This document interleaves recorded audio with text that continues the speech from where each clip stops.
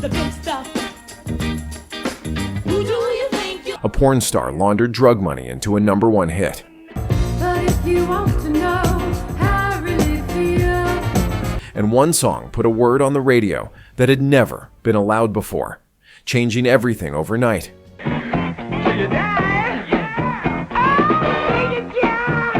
12 tracks, 2 decades. Each one broke a rule everyone said couldn't be broken.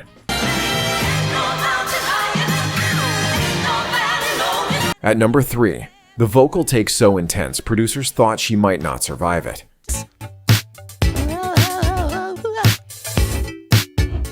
At number 1, the 5-minute slow burn that made Quiet Storm obsolete. Number 12, Play That Funky Music by Wild Cherry.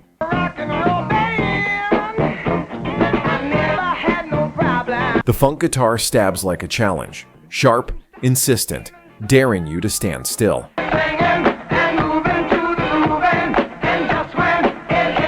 Then that bass drops in, thick and unapologetic.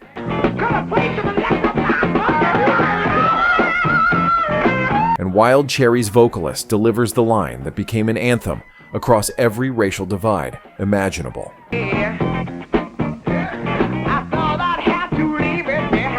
A white rock band from Cleveland playing black funk wasn't just unusual in 1976. It was practically unheard of.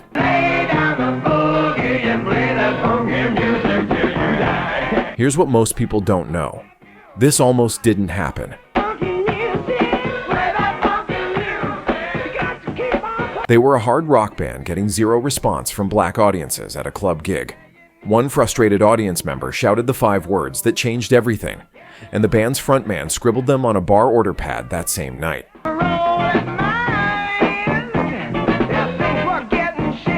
The label wanted it buried as a B-side. Club DJs said otherwise.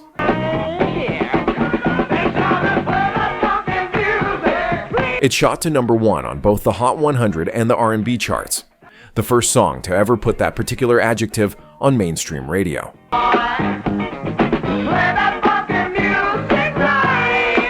The minimalist production, the call and response energy, the pure audacity of it all made this inescapable.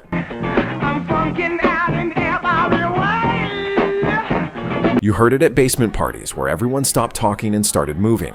You heard it blasting from cars with the windows down. You still hear it today, and your body responds before your brain catches up.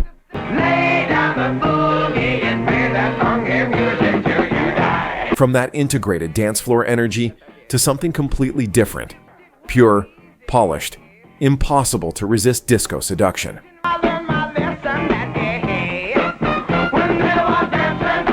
Number 11, More, More, More, by Andrea True Connection. The hi-hat ticks like a clock counting down to something inevitable.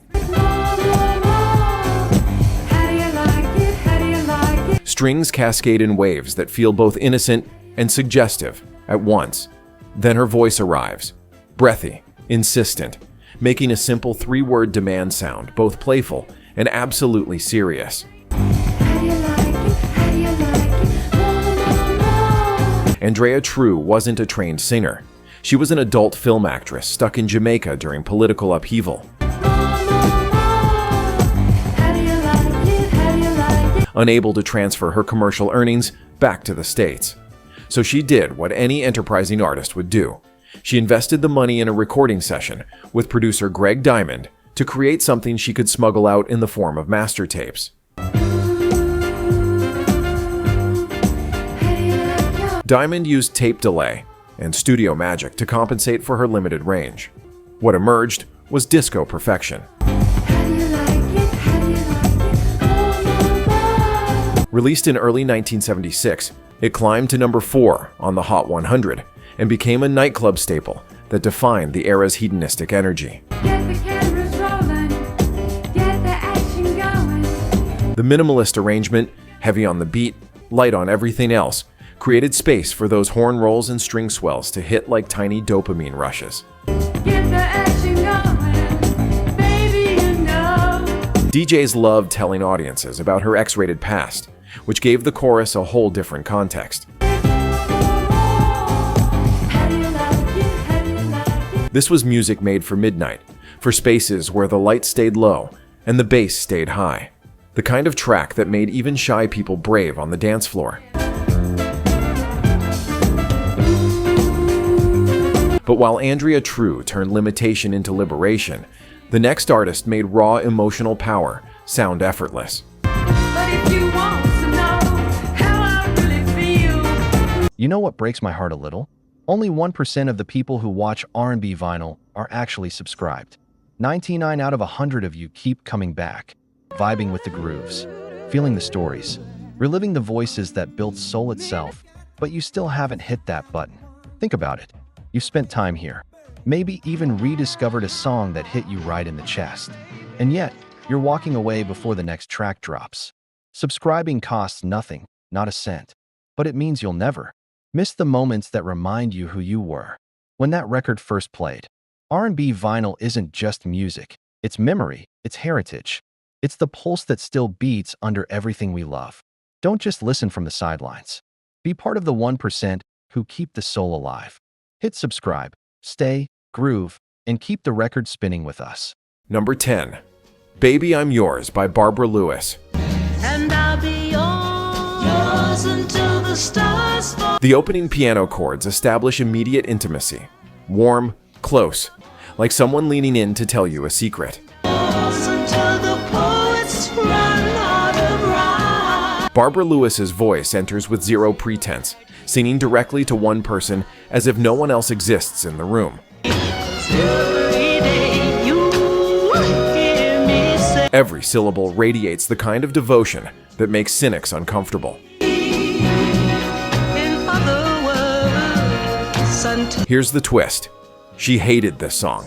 When Van McCoy played her the demo in January 1965, Lewis thought his vocal was too good. baby, I'm yours. She felt intimidated and deliberately underperformed at the Atlantic Records session, hoping they'd shelve it. And I'll be yours. Her producer had to get creative. He told her his young daughter could sing it better. That insult worked. The take that made her furious became the take that defined her career. It peaked at number 11 pop and number 5 R&B. Yours until the mountain crumbles to the sea. Establishing Lewis as a vocalist with sophistication beyond her years. Baby, The lush orchestration, Clark Terry and Dud Bascom on trumpets, Van McCoy himself providing background vocals, created a sonic warmth that still sounds expensive. till eternity. Baby, I'm This wasn't dance floor music. This was Sunday morning radio, late night dedications, the song you played when you needed to say something words alone couldn't handle. do my best to keep you satisfied. From that tender declaration to something far more desperate, a plea from someone on the edge. I'm yours till the Number 9, Let Me Down Easy by Bettye LaVette. feel to say is wrong. I know it. The groove locks in immediately. Tight drums, insistent bass, and then her voice cuts through with the kind of vulnerability that stops you cold. Still be friends till the very end. She's not asking gently. She's begging.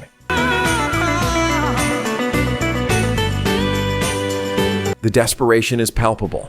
The emotion so raw, you can feel the studio walls closing in. But the last goodbye. This is Bettye LaVette at 20 years old, already singing like someone who understood heartbreak on a molecular level. Let me down easy. Let Me Down Easy arrived in 1965 when LaVette was still finding her footing in the industry, but the performance reveals an artist fully formed. You baby, please. Let me down easy. The track features funk guitars with an edge that predicts where R&B would go in the coming years. Raw, direct, unpolished in the best possible way.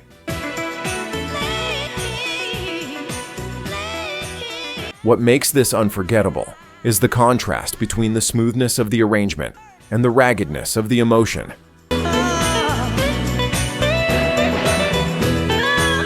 She's holding it together in the verses, then barely containing it in the chorus.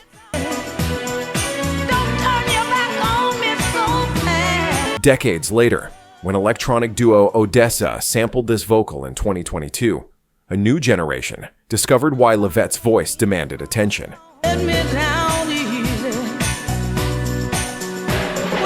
It refuses to let you look away. This was late-night heartbreak music, the kind of song you played alone when you needed someone to understand what you couldn't quite articulate yourself. While LaVette begged for mercy, the next singer delivered a very different message, one of absolute defiance. Number 8, Mr. Big Stuff by Jean Knight. The opening drum hits announce this isn't a request, it's a statement. That iconic bass riff locks in, bluesy and swaggering, and Jean Knight's voice arrives dripping with contempt and barely contained laughter. She's addressing an egotistical man with expensive cars and fancy clothes, and she's not impressed at all. Recorded at Malaco Studios in 1971, Mr. Big Stuff became one of those rare songs that struck perfect cultural timing. The women's movement was gaining momentum. Audiences were ready for a female vocalist to call out male arrogance without apology.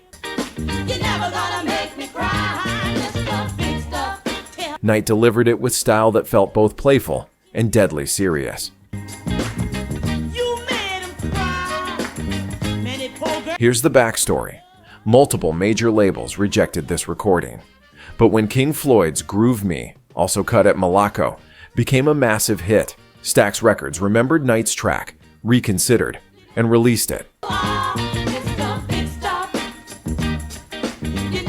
The song shot to number 2 on the Hot 100, blocked from the top spot only by the Bee Gees. It stayed on the charts for 16 weeks, went double platinum, and earned a Grammy nomination. That backup chorus intoning "Oh Yeah" became instantly recognizable. You heard it once and never forgot it. This was music for women tired of being impressed by status symbols. Music that turned rejection into celebration. Saturday afternoon confidence on vinyl. From that brash declaration of independence to something transcendent. A song about devotion so powerful, it became a movement. Number 7. Ain't No Mountain High. Enough by Diana Ross. The spoken introduction begins so quietly, you almost miss it.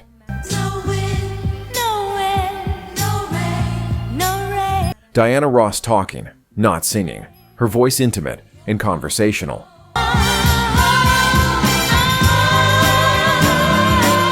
Then the strings start building. The choir enters. The tension escalates.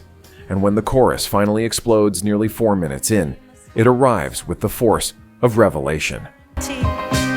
You'll always have me. This was Diana's first solo number 1 after leaving the Supremes, and the pressure was immense.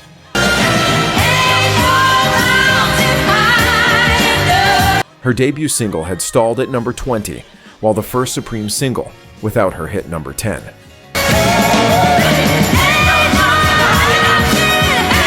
Berry Gordy initially hated this 6-minute reworking of the Marvin Gaye and Tammy Terrell hit, demanding the chorus be moved to the front. On that you can depend and never worry. Producers Nick Ashford and Valerie Simpson refused.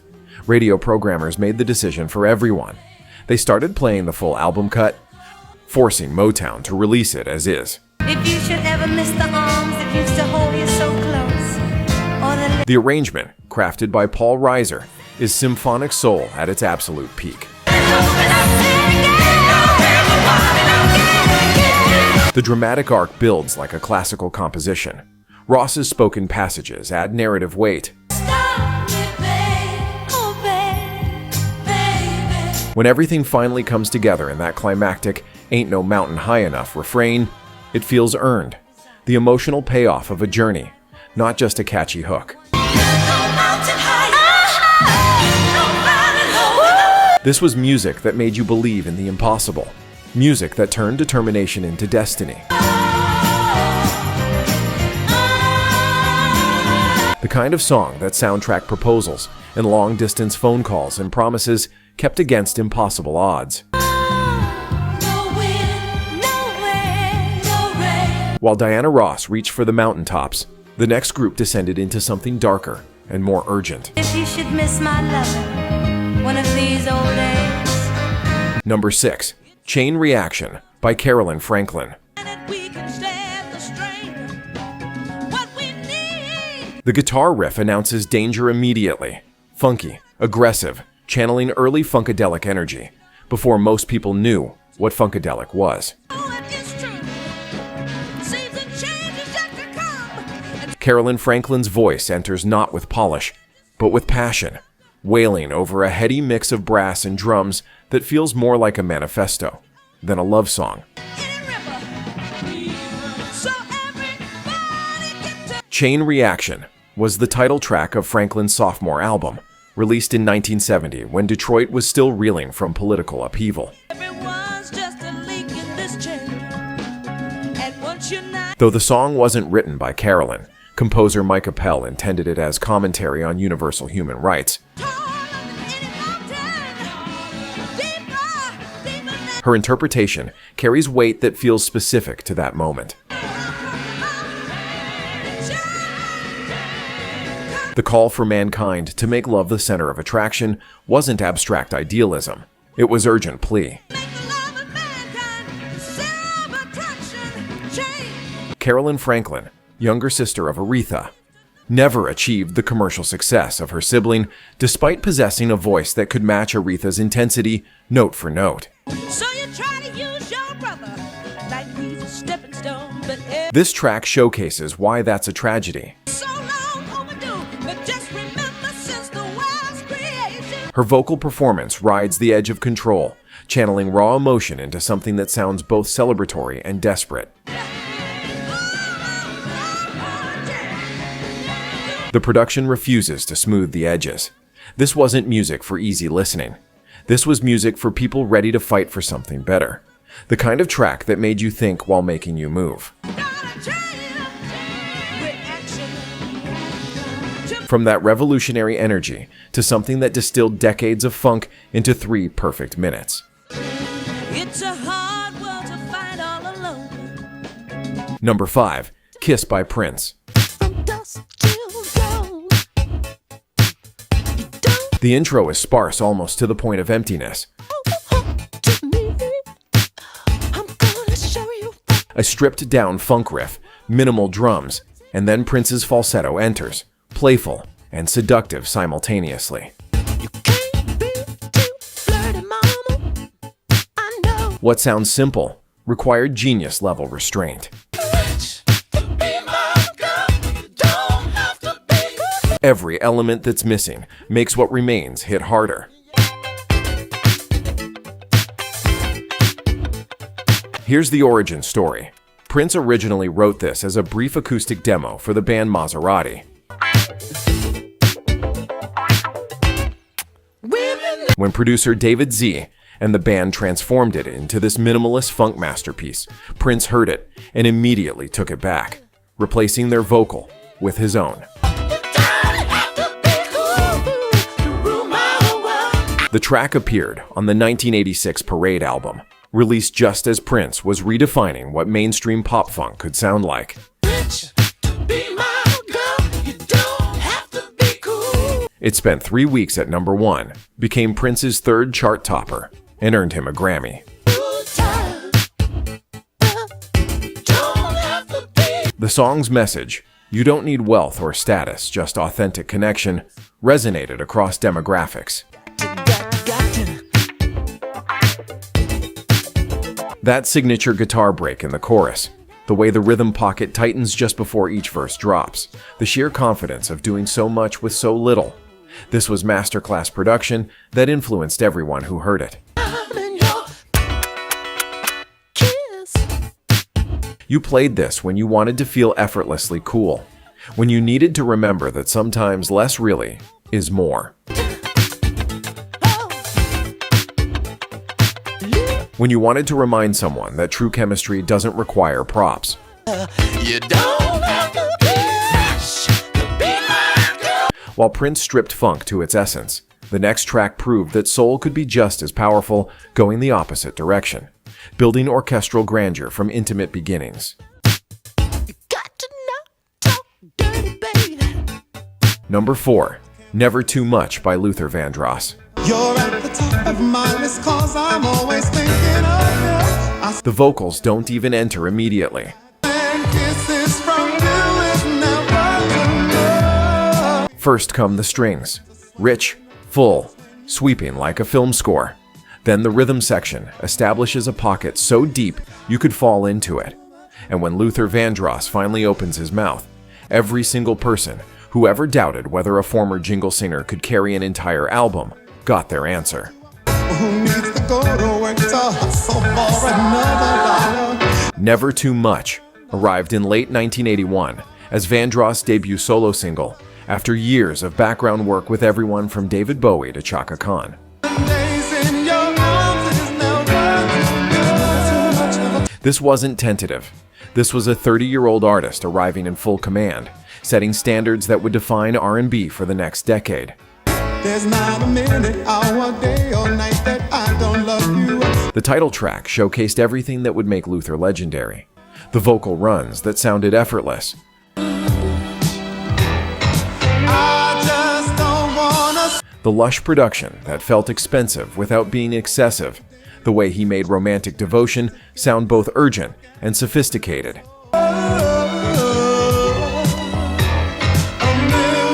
It hit number 1 on the R&B chart and number 4 on Dance, eventually going platinum. Spend my day dreaming, planning how to say I love you. You must have Marcus Miller's bass work provides that bouncing funk foundation, while Vandross layers harmonies that sound like an entire choir. opened the door up, and to my surprise, there you were standing. This was the moment when adult contemporary R&B became inescapable, the sound that would dominate Quiet Storm radio and influence everyone from Babyface to Maxwell. You are my shining star, my guiding light, my love fantasy. This was date night music, late night drive music, the sound of grown folks' romance presented without apology.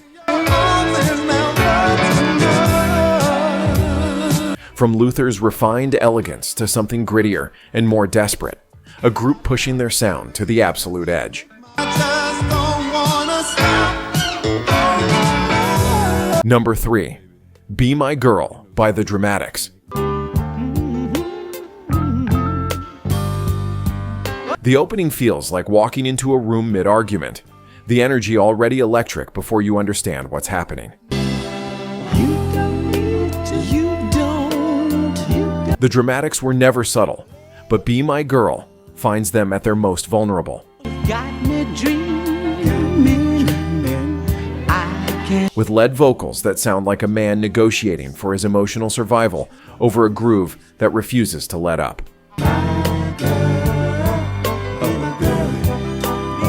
Released in 1976 as the second single from their Joyride album, this track hit number 3 on the R&B charts, while peaking at 53 pop, proof that some magic works best when it stays within its intended audience. Every teenage fantasy came true. Producer Michael Henderson, who actually wrote and originally recorded the song, understood how to balance desperation with danceability.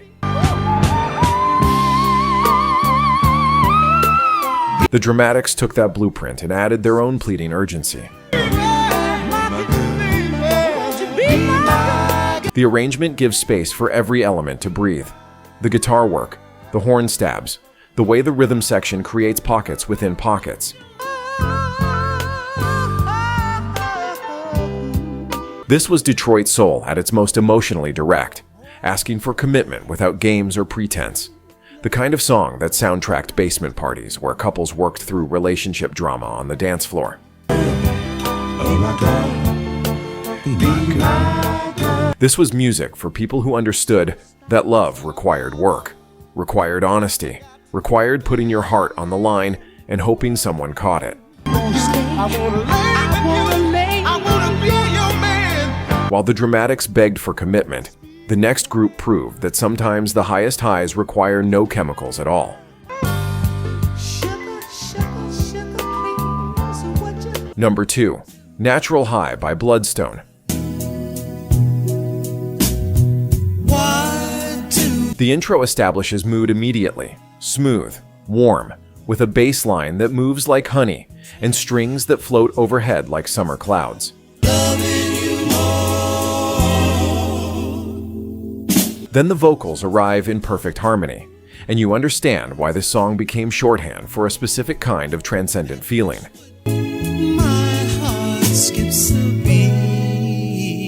Bloodstone's Natural High hit in 1973, written by bassist Charles McCormick and produced by the legendary Mike Vernon.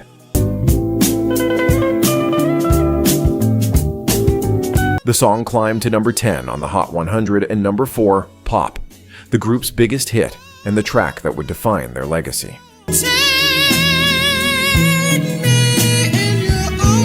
Decades later, when Quentin Tarantino needed music for Jackie Brown that captured 70s black cool without cliché, he chose this. What makes it timeless is the balance, sophisticated enough for adult contemporary radio, funky enough to work at parties, romantic enough for slow dances, and confident enough to own every space it occupied.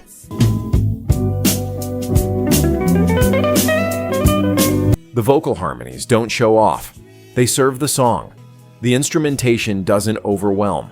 It supports. Everything exists in perfect proportion.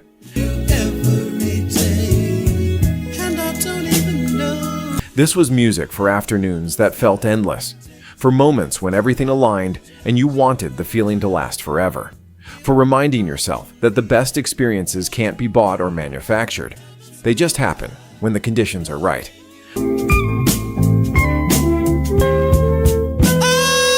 From that perfect equilibrium to something that took smooth to revolutionary new heights. Number 1.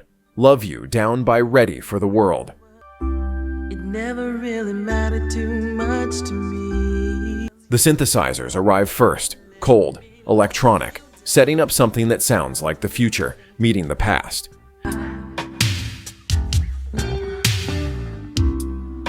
Then that bass line drops in, impossibly thick and rolling, and Melvin Riley Jr.'s voice enters with the kind of controlled sensuality that made Quiet Storm Radio redefine what adult R&B could sound like. Ready for the World released Love You Down in 1986 from their second album Long Time Coming, and it immediately announced that the Minneapolis sound Prince pioneered could be replicated and evolved. Let me love you down. The track spent 2 weeks at number 1 R&B in December, peaked at number 9 Pop, and became the template for late 80s slow jams that prioritized mood and texture over traditional soul arrangements. The production feels spacious despite being densely layered. Every synthesizer, every drum hit, every backing vocal calculated for maximum sensual impact. You tell them I can do it, guys, they're This wasn't music that apologized for being explicitly romantic. This was grown folks' music presented with zero embarrassment and total technical mastery.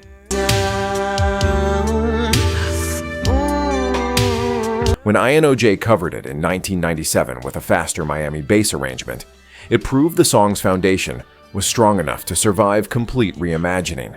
Baby, it's all that mattered to me.